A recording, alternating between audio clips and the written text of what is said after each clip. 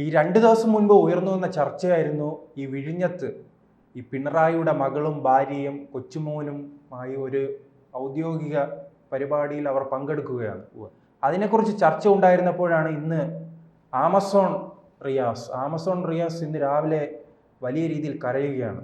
ആ കരച്ചിൽ ആമസോണിലെ കാടുകളെ തന്നെ ഇനി കുറച്ച് നാളത്തേക്ക് തീപിടുത്തമില്ലാത്ത രീതിയിൽ മാറ്റാനുള്ള സാഹചര്യമുണ്ട്. അത്രയ്ക്ക് അദ്ദേഹം കരയുകയാണ്, ലൈവായി കരയുകയാണ്. നോക്കൂ, വേദിയിൽ നോക്കൂ, രാജീവ് ഇരിക്കുന്നു. രാജീവ് ആരാണ്? രാജീവ് ഇത്തരം അല്പത്തരങ്ങൾ കാണിക്കരുതെന്നാണ് അദ്ദേഹം പറയുന്നത്. പക്ഷെ അദ്ദേഹത്തിന് അൽഷിമേഴ്സിന്റെ അസുഖമുണ്ടോ എന്ന് സംശയമുണ്ട്. കാരണം 2 ദിവസം മുൻപ് ഇയാളുടെ ഭാര്യയും മറ്റൊരു മകനും അവിടെ ഇരിക്കുകയാണ്. അപ്പോൾ അതിന് കുഴപ്പമില്ല. രാജീവ് ഇരുന്നതാണോ കുഴപ്പം? ഈ വാസവൻ തന്നെ ഈ രാജീവിനെ പരിചയപ്പെടുത്തുന്നത് മുൻ കേന്ദ്രമന്ത്രി എന്ന നിലയിലാണ്. അപ്പോൾ മുൻ കേന്ദ്രമന്ത്രിക്ക് അവിടെ ഇരിക്കാൻ പാടില്ലേ? അതിനു മുമ്പ് ഈ റിയാസിൻ്റെ കരച്ചിൽ ഇനി അങ്ങോട്ട് തുടരും. ഇനി ഇതുപോലെ അതെന്താണ് ആമസോണിൽ ഇനി തീ പിടിക്കില്ല. കാരണം റിയാസിൻ്റെ കണ്ണുനീർ ആ തീയെല്ലാം കെടുത്തിക്കളയും.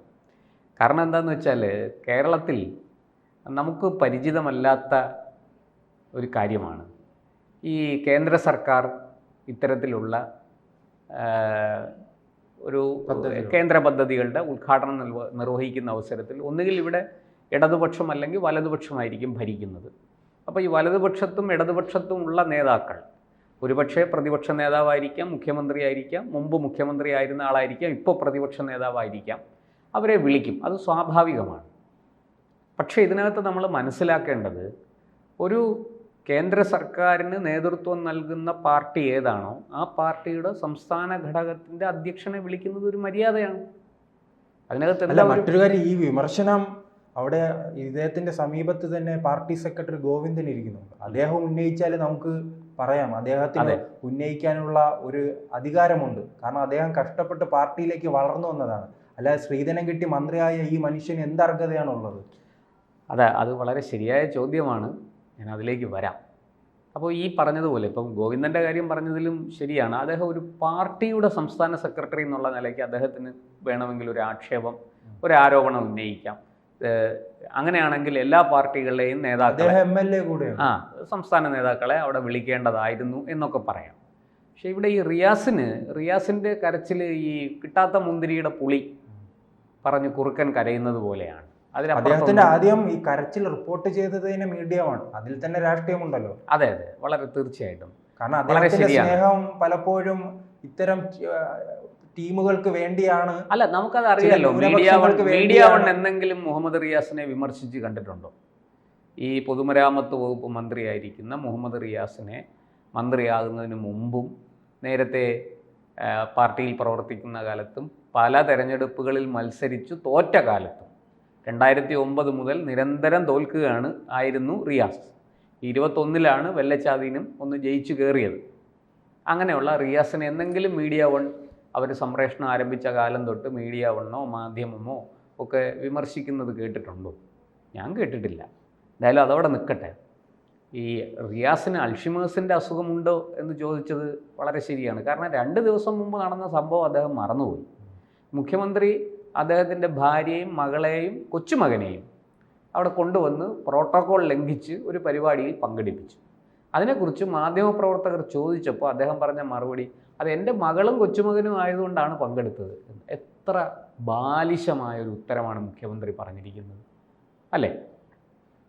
മുഖ്യമന്ത്രിക്ക് വാസ്തവത്തിൽ അങ്ങനെ ചെയ്യേണ്ട കാര്യമുണ്ട് എന്ന് മാത്രമല്ല, അങ്ങനെ ചെയ്തിട്ട് പറഞ്ഞ് ന്യായീകരിക്കുന്നതോ നമ്മുടെ നാട്ടിലെ ഭാഷയിൽ പറഞ്ഞ വലിയ കൊച്ചു ടിവിയും കണ്ട് അല്ലെങ്കിൽ ഒരു വീഡിയോ ഗെയിമും കളിച്ചുകൊണ്ടിരിക്കാനുള്ള പയനെ പിടിച്ചാണ് ഇത്രയും കോടികളുടെ വികസന പദ്ധതിയുടെ നടക്കുകൊണ്ടിരിക്കുന്നത്. അതും ഇതിൻ്റെ ഉദ്ഘാടന ചടങ്ങുകളുടെ മുന്നൊരുക്കങ്ങളെക്കുറിച്ച് ചർച്ച ചെയ്ത് തീരുമാനിക്കുന്ന ഒരു ചടങ്ങിൽ അല്ലെങ്കിൽ ആ യോഗത്തിൽ അത് വളരെ കൃത്യമായിട്ട് പ്രോട്ടോകോൾ അനുസരിച്ച്. അല്ലെ, ഇത്തരം സംഭവങ്ങളിൽ നാം പണ്ട് കണ്ടിട്ടുണ്ടല്ലേ? രാജഭരണകാലത്ത് രാജാവ് വരും. രാജഭരണകാലത്ത് എന്ന് മാത്രമല്ല, ഇപ്പം കേന്ദ്രത്തിൽ പണ്ട് ഇന്ദിരാഗാന്ധി പ്രധാനമന്ത്രിയായിരുന്ന കാലത്ത് മകൻ സഞ്ജയ് ഗാന്ധിക്ക് ഒരു ചുമതലയും ഇല്ല, പാർട്ടി ചുമതല മാത്രമേ ഉള്ളൂ. പക്ഷേ അദ്ദേഹം പ്രധാനപ്പെട്ട യോഗങ്ങളിലൊക്കെ പങ്കെടുക്കും.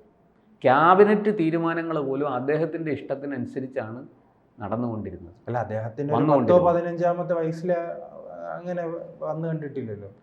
ഇല്ല, അദ്ദേഹം മുതിർന്നതിന് ശേഷമാണ്. ഈ പയ്യന്റെ പ്രായം തന്നെ ഒന്ന് 15-ൽ താഴെയല്ലേ വരും. അതെ, അല്ല ഇവിടെ കൃത്യമായിട്ടും പ്രോട്ടോകോൾ ലംഘനമാണ്. ഇത് ശരിയാണോ എന്ന് അദ്ദേഹം ചിന്തിച്ച് നോക്കട്ടെ. മുഖ്യമന്ത്രി പ്രധാനമന്ത്രി പങ്കെടുക്കുന്ന ഒരു ചടങ്ങിൻ്റെ മുന്നൊരുക്കങ്ങൾ അടക്കമുള്ള കാര്യങ്ങൾ ചർച്ച ചെയ്യുന്ന ഒരു യോഗത്തിൽ, ഉദ്ഘാടനം സംബന്ധിച്ച വിഷയങ്ങൾ ചർച്ച ചെയ്യുന്ന ഒരു യോഗത്തിൽ തൻ്റെ ഭാര്യയെയും മകളെയും കൊച്ചുമകനെയൊക്കെ കൊണ്ടിരുത്തുന്നത് ശരിയാണോ എന്ന് അദ്ദേഹവും അദ്ദേഹത്തിൻ്റെ പാർട്ടിയും പിണറായി ഇപ്പം ചിന്തിക്കുന്നതായിരിക്കും. ഈ മരമണ്ടം കാരണം പഴയ കാര്യം വീണ്ടും ചർച്ചയായി. കാരണം ആ ചിത്രങ്ങൾ ഇപ്പോൾ സമൂഹ മാധ്യമങ്ങളിൽ വലിയ രീതിയിൽ പ്രചരിക്കും. അല്ല, നമുക്ക് അറിയാവുന്ന ഒരു കാര്യം, ഇപ്പോൾ ഒരു വിദേശത്തു നിന്ന് ഒരാൾ വരുന്നു, ഒരു ഭരണാധികാരിയോ അവിടുത്തെ രാജാവോ ഒരു അതിഥിയായിട്ട് വരുന്നു. അപ്പോൾ അത് ഇന്ത്യ ഗവൺമെൻറ്റിൻ്റെ അതിഥിയായിട്ട് വരുമ്പോൾ ഇന്ത്യ ഗവൺമെൻറ് ഒരു ക്യാബിനറ്റ് റാങ്കുള്ള ഒരു മന്ത്രിയെ അയക്കും അദ്ദേഹത്തെ സ്വീകരിക്കാൻ. ചിലപ്പോൾ ചില സമയത്ത് പ്രധാനമന്ത്രി നേരിട്ട് പോയി സ്വീകരിച്ച സംഭവങ്ങളുണ്ട്. നമുക്ക് അടുത്ത് തന്നെ നമ്മളതൊക്കെ കണ്ടതാണ്. ഈ ഖത്തറിലെ അമീർ വന്നപ്പോഴും ഒക്കെ നമ്മൾ കണ്ടതാണ്. അതുപോലെ സംസ്ഥാനത്തേക്ക് ഏതെങ്കിലും ഒരു സംസ്ഥാനത്ത് ഇതുപോലൊരു വിദേശ ഭരണാധികാരി വരികയാണ് അവിടെ സന്ദർശനത്തിന്, അവിടെ അതിഥിയായിട്ട് ഏതാനും ദിവസങ്ങൾ താമസിച്ച് കാഴ്ചകളൊക്കെ കണ്ട് മടങ്ങാനും, അല്ലെങ്കിൽ ആ സംസ്ഥാനത്തെ ഏതെങ്കിലും ഒരു സംരംഭം, കേന്ദ്ര സംരംഭത്തിൽ പങ്കാളിയാകാനും ഒക്കെ ആയിട്ട് ഇങ്ങനെ വരാറുണ്ട്. ഇപ്പം എനിക്കറിയാം UAE ഷെയ്ഖ് ഇവിടെ വന്നത് പണ്ട് ഞാൻ റിപ്പോർട്ട് ചെയ്യാൻ പോയതാണ്. അപ്പോൾ അദ്ദേഹം വിമാനം ഇറങ്ങുമ്പോൾ നമ്മുടെ ഗവർണറും മറ്റ് ആൾക്കാരും പിന്നെ ഈ പറയുന്നത് പോലെ മുഖ്യമന്ത്രി നേരിട്ട് ചെന്നാണ് അദ്ദേഹത്തെ സ്വീകരിച്ചത് എയർപോർട്ടിൽ. അപ്പോൾ നമുക്ക് മാധ്യമപ്രവർത്തകർക്ക് പോവാം, അവിടെ ചെന്ന ഒരു പ്രത്യേക സ്ഥലത്തിരുന്ന് നമുക്ക് ഇതൊക്കെ കാണാം. അങ്ങനെയാണ് ഇത്തരം സന്ദർഭങ്ങളിലൊക്കെ ഇപ്പോൾ രാഷ്ട്രപതി പ്രധാനമന്ത്രിയൊക്കെ വരുമ്പോൾ നമുക്ക് പ്രത്യേകം പാസ് തന്ന് മാധ്യമപ്രവർത്തകരെ ഒരു സ്ഥലത്ത് കൊണ്ടുപോയി ഇരുത്തും. അവിടെ ഇരുന്നാൽ ഈ ദൃശ്യങ്ങളൊക്കെ നേരിട്ട് കാണാം. നമ്മളത് കാണുന്നു, റിപ്പോർട്ട് ചെയ്യുന്നു. അപ്പോൾ ആ അവസരത്തിൽ ഞാൻ പലപ്പോഴും കണ്ടിട്ടുണ്ട്, ഈ മുഖ്യമന്ത്രി അദ്ദേഹത്തെ സ്വീകരിച്ചുകൊണ്ട് പോയി കഴിഞ്ഞാൽ അദ്ദേഹത്തിൻ്റെ കുടുംബം പിന്നാലെ വരും. ആ പ്ലെയിനിൽ നിന്ന് പുറത്തിറങ്ങും, ഫ്ലൈറ്റിൽ നിന്ന് പുറത്തിറങ്ങും. അവരെ സ്വീകരിക്കാൻ പോകുന്നത്, അതായത് സ്ത്രീകളൊക്കെ ആയിരിക്കും ചിലപ്പോൾ, ആ സ്ത്രീകളെ സ്വീകരിക്കാൻ പോകുന്നത് മുഖ്യമന്ത്രിയുടെ പത്നിയും അതുപോലെ തന്നെ ഇവിടുത്തെ മുതിർന്ന വനിതാ ഉദ്യോഗസ്ഥർ, IAS ഉദ്യോഗസ്ഥരും ഒക്കെ ചെന്ന് അവരെ സ്വീകരിക്കാൻ ഒരു കൂട്ടം ഉദ്യോഗസ്ഥരും ഒക്കെ കാണും. അവർ ചെന്ന് സ്വീകരിക്കുന്നത് ഞാൻ കണ്ടിട്ടുണ്ട്. അപ്പോൾ അത് പ്രോട്ടോകോൾ ലംഘനമല്ല. മുഖ്യമന്ത്രിയുടെ ഭാര്യയ്ക്ക് അത്തരം ചടങ്ങുകളിൽ പങ്കെടുക്കാം, അതിനുള്ള നിയമമുണ്ട്, അല്ലെങ്കിൽ അതിനുള്ള ചട്ടമുണ്ട്. പക്ഷേ ഇവിടെ എന്തിനാണ് ഈ യോഗത്തിൽ അവരെയൊക്കെ പങ്കെടുപ്പിച്ചതെന്ന് എനിക്കറിയില്ല. എനിക്ക് അതിൻ്റെ ചട്ടവും വകുപ്പും അങ്ങനെ ഉണ്ടോ എന്ന് സംശയമാണ്. അതൊക്കെ വാസ്തവം പറഞ്ഞാൽ അത് അന്ന് തന്നെ അത് ചർച്ചയായി മാധ്യമപ്രവർത്തകർ ചോദിച്ചപ്പോൾ മുഖ്യമന്ത്രി പറഞ്ഞ മറുപടി എന്താ? അതെ, എൻ്റെ ഭാര്യയും മകളും ആയതുകൊണ്ട് പങ്കെടുത്തതാണ്, എൻ്റെ മകളും കൊച്ചുമകനും ഒക്കെ ആയതുകൊണ്ട് പങ്കെടുത്തതാണ് എന്ന്. അങ്ങനെ പങ്കെടുക്കാനുള്ള ഒരു അനുമതി നമ്മുടെ രാജ്യത്തുണ്ടോ എനിക്കറിയില്ല. എന്തായാലും ഇപ്പോൾ ഈ പറഞ്ഞതുപോലെ റിയാസ് വടി കൊടുത്ത് അടി വാങ്ങിയിരിക്കുകയാണ്. അദ്ദേഹം ഒരു കാര്യമില്ലാതെ രാജീവ് ചന്ദ്രശേഖറിൻ്റെ വേദിയിലിരിപ്പ്. അത് പണ്ടും ഈ മാർക്സിസ്റ്റുകാർക്ക് ഇത്തരം സുഖക്കേടുകളുണ്ട്. അവർക്ക് ഈ എതിർ രാഷ്ട്രീയ പാർട്ടിയിൽപ്പെട്ട, പ്രതിപക്ഷ രാഷ്ട്രീയ പാർട്ടിയിൽപ്പെട്ട ആരെങ്കിലെയൊക്കെ ഇത്തരം ചടങ്ങുകൾക്ക് ക്ഷണിച്ചാൽ പഴയ രീതിയിൽ അത് അങ്ങോട്ട് ഏൽക്കുന്നില്ല. ഇവർ ആരെയാണ് ലക്ഷ്യം വയ്ക്കുന്നത് അവരുടെ ഭാഗത്തു നിന്ന് വലിയ പ്രതികരണം ഉണ്ടാകുന്നു, പ്രതിരോധം ഉണ്ടാകുന്നു. അതെ അതെ അതെ, പഴയ പോലെയല്ല. സോഷ്യൽ മീഡിയ വളരെ ശക്തമായതുകൊണ്ട് ഇതിനൊക്കെ തക്ക തിരിച്ചടി കിട്ടുന്നുണ്ട്. എന്തായാലും ഈ പറഞ്ഞതുപോലെ മുമ്പും ഞാനിത് കണ്ടിട്ടുണ്ട് പലപ്പോഴും. BJPയുടെ സംസ്ഥാന അധ്യക്ഷനെ ഏതെങ്കിലും ഒരു ചടങ്ങിൽ ക്ഷണിച്ചാൽ മകനെ ഉൾപ്പെടെ ചർച്ചയാക്കിയത് കൊണ്ട് ഇനി വൈകുന്നേരം വീട്ടിലേക്ക് പോകുമ്പോൾ വീണ പിണങ്ങുമോ എന്തോ. അല്ല, അതൊക്കെ അവരുടെ കുടുംബകാര്യം. എന്തായാലും ഒരു കാര്യം, അല്ല കുടുംബകാര്യമായാലും അവരിപ്പോ കുടുംബത്തെ പുതുയിടത്തിൽ എത്തിച്ചിരിക്കുകയല്ലേ ഈ ചർച്ചയായി.